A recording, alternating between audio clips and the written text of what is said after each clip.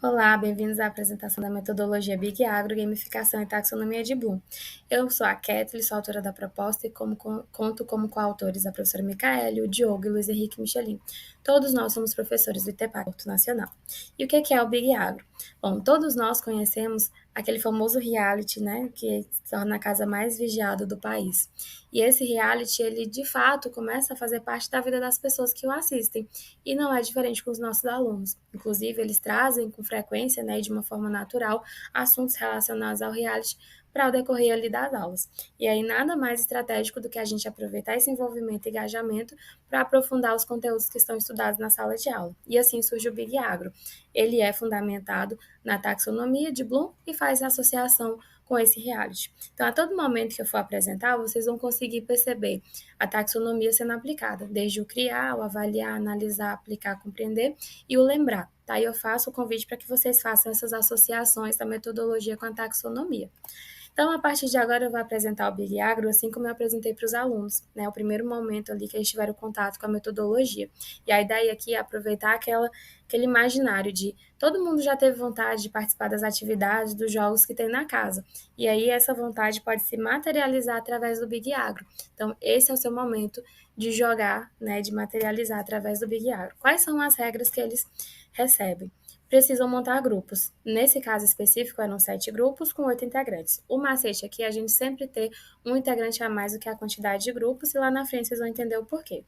Aí a gente precisa então ir para a etapa de criação. Então, eles criam, né, lá da metodologia, eles criam um jogo. Para isso, eles precisam lembrar os conteúdos estudados, eles precisam compreender aqueles conteúdos. E aí, a exigência aqui, como a disciplina é voltada para a suinocultura, que eles trabalhem obrigatoriamente as principais raças de suínos que a gente estudou e também tragam aspectos gerais ali da suinocultura nos desafios que os jogos propõem.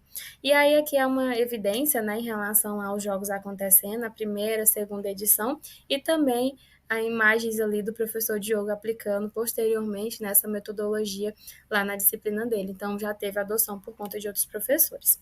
Nessa etapa de jogos mesmo, os alunos precisam criar respostas, avaliar o que é solicitado, analisar se a resposta está certa ou não, aplicar o que foi aprendido, né, compreender, lembrar o que foi estudado em sala de aula. Então, a metodologia é aplicada em várias etapas.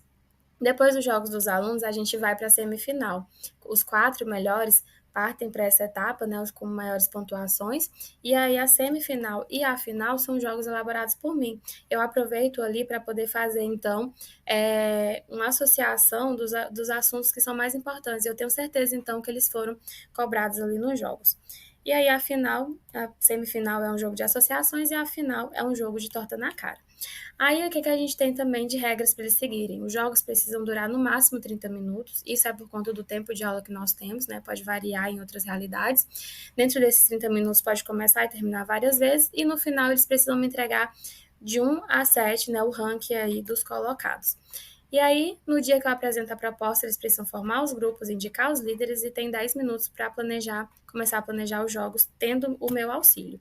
A função do líder é seguir todas as etapas e regras estipuladas, ele precisa entregar manual e gabarito do jogo e distribuir a sua equipe para jogar os jogos das outras equipes. Eles também atribuem nota para os demais colegas, né, até 2 pontos que eles podem atribuir.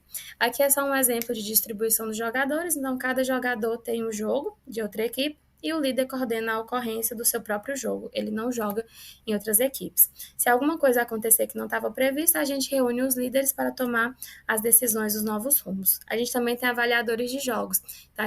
Eu chamo colegas ali para avaliar a jogabilidade, o envolvimento da equipe, a estética, se cumpriu as regras, e os alunos recebem as datas de entregas, né, o que eles precisam entregar em cada data, e entendem também sobre a pontuação, como que é dividida e qual que é a premiação. Existe também o monstro é a equipe que tem a menor pontuação, então geralmente é, por exemplo, na aula seguinte, quem perdeu precisa assistir a aula toda com a máscara de suínos. E aí a gente finaliza apresentando exemplo de jogos.